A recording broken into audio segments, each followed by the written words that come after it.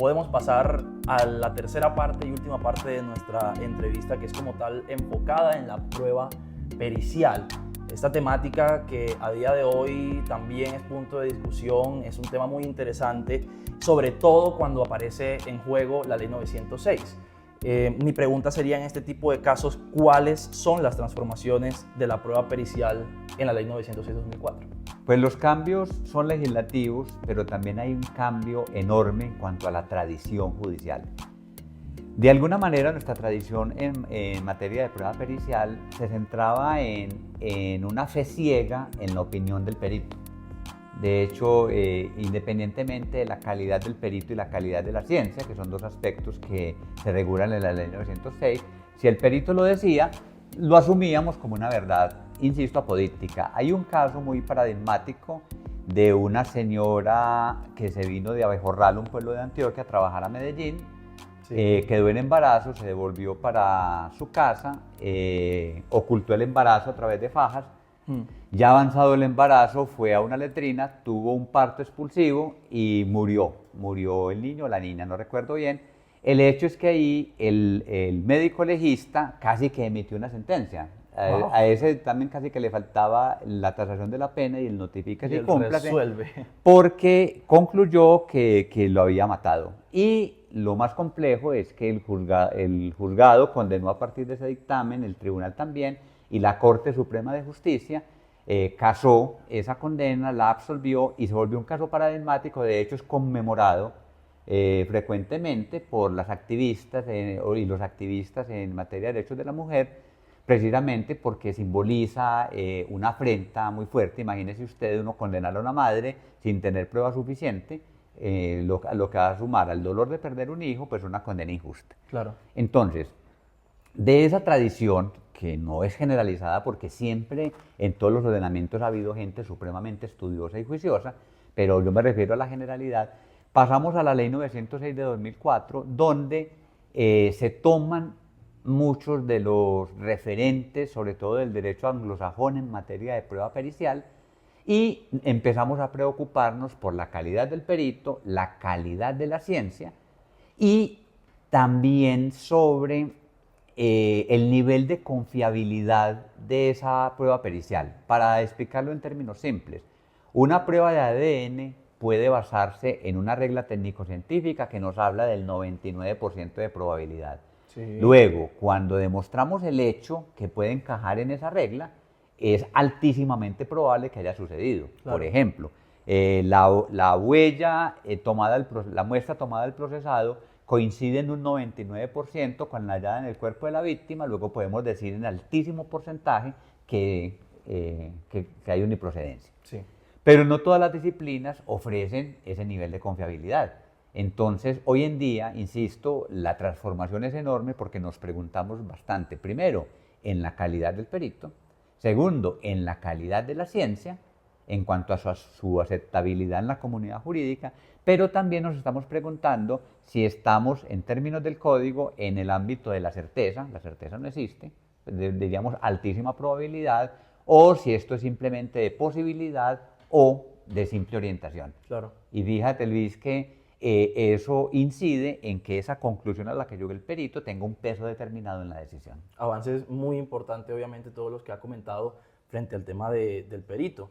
Y lastimosamente, incluso luego de la Ley 906, a día de hoy seguimos viendo que en ocasiones esa prueba pericial se convierte en la simple lectura de un documento y no en un verdadero ejercicio dialéctico que extraiga lo que la experiencia del perito pueda aportar. Sobre este tema estuve leyendo un texto muy relevante del doctor César Valencia también frente a la prueba pericial en el proceso, y él decía básicamente eso: es muy complejo que a día de hoy se esté desaprovechando que el perito tenga cierta experiencia y nos pueda aportar verdaderamente. Entonces la pregunta sería, ¿cuál es la técnica apropiada, doctor, para practicar en juicio el testimonio de un perito y aprovechar al máximo ese conocimiento? Mire, aunque nosotros no tenemos unas reglas de evidencia muy completas, porque la Ley 906 de 2004 trae algunas, contrario a lo que sucede en el derecho estadounidense, por ejemplo, que hay un código de procedimiento y un código que contiene las reglas de evidencia. Claro. En materia de prueba pericial, este es de los temas, en mi opinión, más avanzados, porque no solo nos dice quién puede ser perito, cómo se selecciona, etcétera, etcétera, sino que hay una norma o unas normas que nos dicen exactamente cómo se practica el interrogatorio y el contrainterrogatorio. El artículo 417 explica muy bien que debe el interrogador ocuparse primero de la calidad del perito. Sí. Y eso, quién es, sus estudios, si maneja instrumentos o aplica instrumentos, su experiencia en ese manejo. Pero no nos quedamos ahí, como solíamos quedarnos primero. Nos parecía que este era un doctor muy estudiado con muchos títulos y ya eso nos parecía suficiente para tomar la conclusión. La segunda parte del 417 obliga a que consultemos la calidad de la ciencia. Claro. Y que expliquemos cómo los hechos se subsumen o se explican a partir de esa ciencia. Y artículos más adelante, el código se ocupa por primera vez de la evidencia novel. Es decir, qué sucede con aquellos conocimientos que son, valga la redundancia, muy novedosos y que pueden aportar mucho al proceso, pero si no se toman algunas cautelas pueden generar más caos en el proceso y generar un daño. Y se traen unas reglas sobre los parámetros bajo los cuales se acepta una evidencia novel, Por supuesto. conocimiento novel. Entonces tiene que ver con que haya sido aceptado por cierta comunidad, que hayan sido verificados, etcétera, etcétera. Y todo ello creo que está poniendo el énfasis en lo que se debe, y es que no basta con que un perito tenga mucha experiencia. Un perito puede ser el más experto del mundo, pero la ciencia no ser muy confiable. Claro. O puede ser la ciencia más o menos confiable, el perito absolutamente experto, pero es posible que las reglas técnico-científicas se muevan en el ámbito de las posibilidades, simplemente. Claro. Es como que yo dijera, si coinciden estas trazas en un examen de ADN, es 99% probable que haya uniprocedencia. Entonces eso será un argumento muy fuerte. Imagínese una regla que le dijera, si coinciden estas trazas, es posible, no será 99, sino póngale 51% para darle preponderancia, ya es un argumento más débil. Claro. Y si se disminuye aún más, será un argumento muchísimo más débil, e incluso deberíamos preguntarnos si aceptamos o no ese tipo de prueba pericial. Claro, y finalmente poder tomar ventaja del conocimiento, no solamente del perito, sino de la ciencia, como usted nos mencionaba, que incluso la ciencia juega un papel fundamental. Lo veíamos en episodios anteriores en casación, los postulados de la ciencia, los principios de la ciencia que se tienen que respetar a toda costa en el proceso. Quiero cerrar esta entrevista, estas preguntas de contenido, con un cuestionamiento básico frente a lo que se conoce como el juez es perito de peritos. Hay que explicar de pronto a nuestra audiencia que finalmente el perito no es infalible, no tiene la última palabra, como lo mencionaba usted en el caso que se dio de Abejorral, pueblo al cual espero visitar ahorita que estoy por acá en Antioquia, claramente, para poder hacer algo de turismo, doctor. Claro, bien hermoso. ¿Qué significa la frase, el juez es perito de peritos? Bueno, puede significar muchas cosas y hay que tomarlo con mucho cuidado. Entonces, lo primero que nos parece más razonable es que las opiniones que emite el perito en un juicio son una prueba más, y el juez tiene que valorarla en conjunto con las demás apropiadas, y bajo esa perspectiva pues puede apartarse de la conclusión del perito. Okay. Entonces esa sería como la acepción más saludable, por decirlo de alguna manera, pero hay otra que es bien compleja, que obedece o puede dar cuenta de malas prácticas, y es que hay jueces que se creen peritos. Entonces no el juez que valora lo que conforme el debido proceso se llevó al juicio en materia de prueba pericial, sino un juez que entra a Google y hace consultas sobre temas científicos y a partir de ello emite la decisión. Eso parece algo exótico, pero no lo es. Eso lo vemos mucho en la práctica. Sucede y lamentablemente muy a menudo. ¿Y cuáles los problemas son evidentes? Entre otras cosas porque se afecta la contradicción, pero además, ¿quién garantiza que eso que encontraste en Google corresponde a los últimos avances? Claro.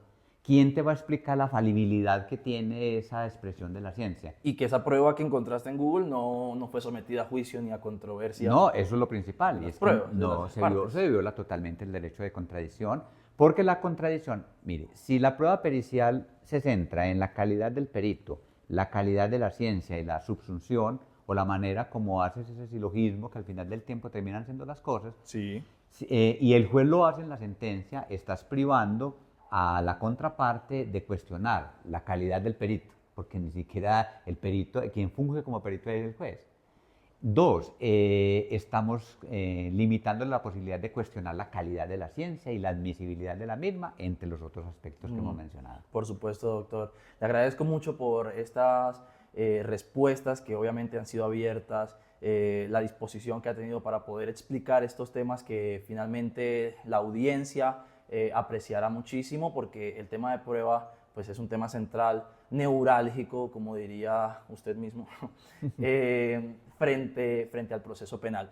Quiero cerrar esta entrevista con nuestras preguntas de sí y no, y pues entregarle un pequeño detalle que tenemos para usted, doctor. Acá tenemos el detalle para el doctor Luis Fernando Bedoya. Doctor, pues tierra santandereana. Muchas gracias. Para que beba su café. Perfecto. En fin, pues un detalle y para conmemorar también esa importancia que tiene pues que usted participe en este proyecto y que quede pues para la historia que usted estuvo en el escritorio de Luis. Preguntas de sí y no, que son muy rápidas, ni un minuto se demora en contestarla, usted no tiene que explicar nada. Doctor, ¿ha practicado algún deporte en su vida? Sí. Ok. ¿Le gustaría ser magistrado de la Corte titular como tal? No. ¿Ha pensado en irse de Medellín? No. ¿Y le gustó estar en el escritorio de Luis? Claro que sí. Maravilloso, doctor. Muchísimas gracias por hacer parte de esta serie de episodios, por hacer parte de esta cuarta temporada. Permítame expresarlo con mucho respeto, obviamente. La admiración, obviamente, es grande. Este proceso de todo este año he estado aprendiendo muchísimo de todos sus consejos. Obviamente de todas las preguntas, cada llamada suya es como un quiz, como una evaluación, su docencia está presente en todo lo que hace y creo que toda la comunidad jurídica lo agradece, que usted sea crítico, que sea de alguna manera siempre muy crítico, muy racional y que pueda aportar muchísimo a la comunidad jurídica. Gracias por recibirnos en su casa, gracias por todo, doctor. Gracias por la invitación, Luis. Y bueno, nosotros nos vemos en una próxima, porque esto fue El escritorio de Luis. una próxima y chao, chao, chao, chao, Luis chao. Sandoval.